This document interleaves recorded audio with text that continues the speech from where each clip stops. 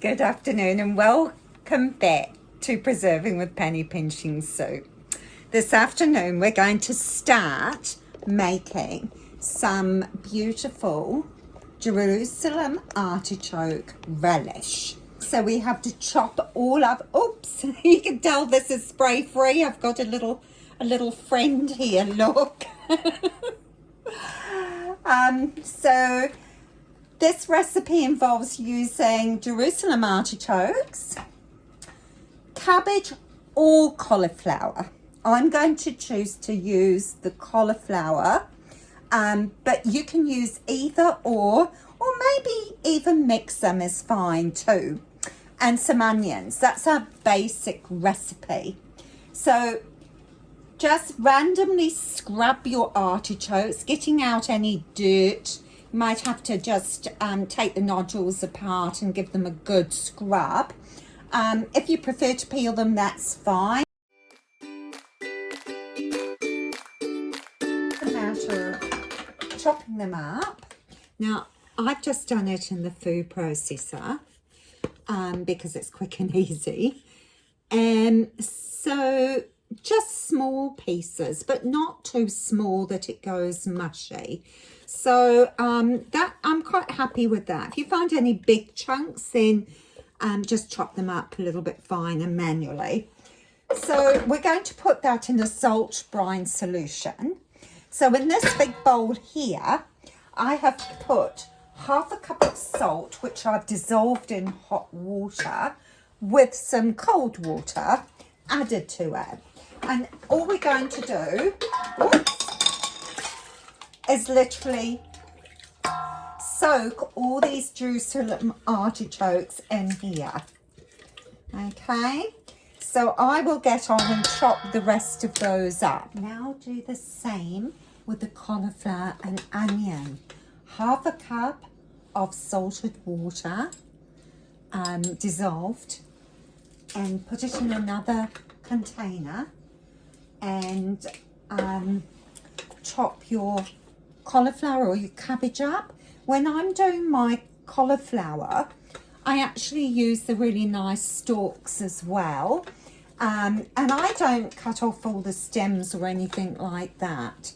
So that all gets chopped up into small florets, not too finely, and then the onion.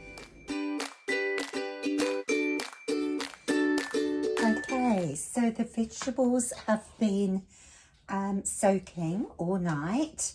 I've drained off the cauliflower and onions. These have been draining for about 15 minutes. So they're about ready. Here are the Jerusalem artichokes. Look at the colour of the water. They will need a really, really good rinse and drain as well. I have got some capsicum or bell peppers out of the freezer, so they'll just defrost. You can use fresh peppers. If you use fresh peppers, you can chop them up and put them in with your cauliflower and onions to soak.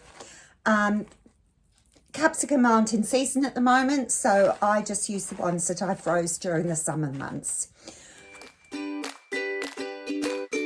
So we've got the flour in here, and I'm going to add, at this stage, I'm going to add 2 tablespoons of mustard powder and about 1.5 to 2 tablespoons of turmeric.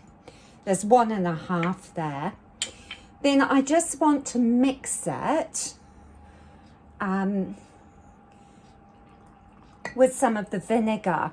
It's a litre of vinegar.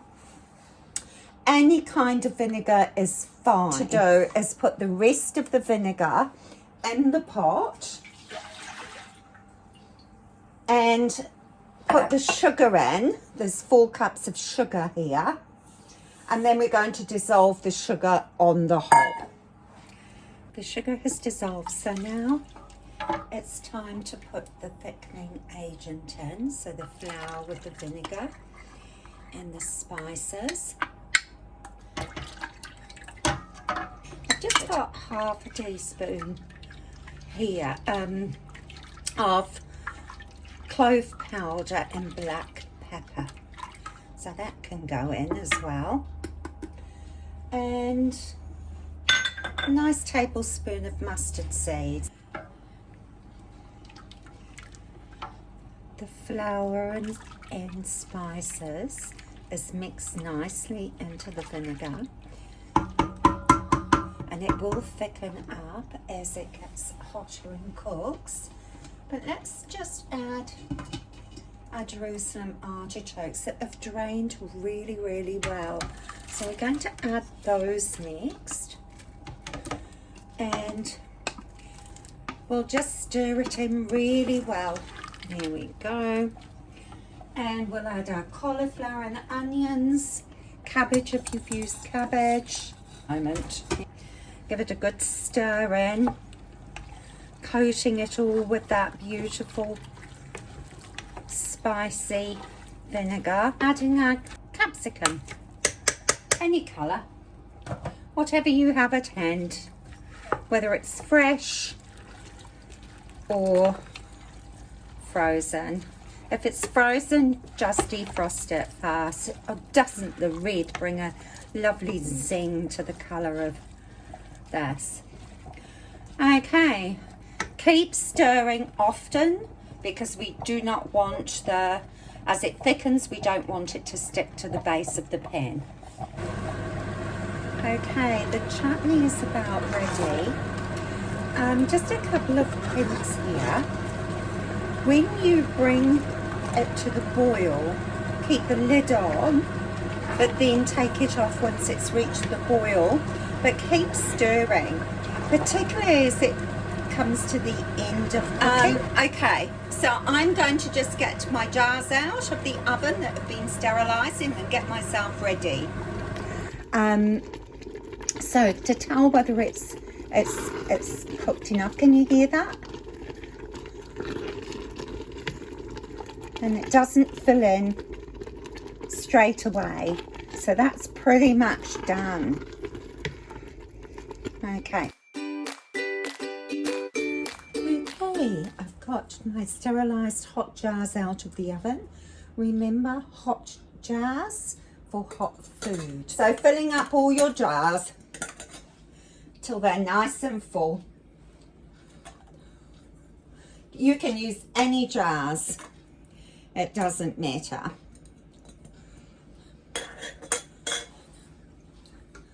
Right, I'm just going to do this one and show you. I will just poke it down with my chopstick just to make it sure it's all down there. What I often do too is just give it a pat. I just go like that, just gently. That could have a tiny bit more, not a lot more, just a little bit. There we go. Then we're going to use hot water, hot boiled water, to clean the rims down. Oh, yes, that is hot. Clean the rims down. Use a cloth that you've got specially for this purpose, or maybe you use paper towels. I would go through truckloads of paper towels. So that's all there is to it. And we'll put a lid on. Any kind of lid is fine as long as it fits. There we go. Give it a bit of a crank down. And then leave it until it's cooled and label it. And that's actually all there is to it. There we have our beautiful jars of Jerusalem artichoke relish. I've actually put a little piece of material on the top of that because it's one of my friend's birthdays today. So I'm going to put in a couple of jars of different things for her birthday. Now, there was a little bit that didn't fit in the jar, so I just put it in here so we can taste it. Oh, it smells really delicious. And I've just got a little lump of cheese.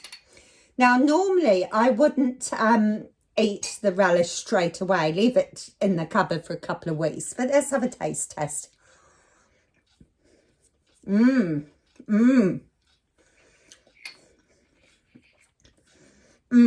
Really good.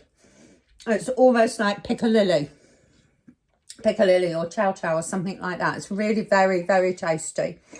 And knowing that each jar, well, wouldn't even cost $1, because I've got 11 jars there. How much would that be in the stores?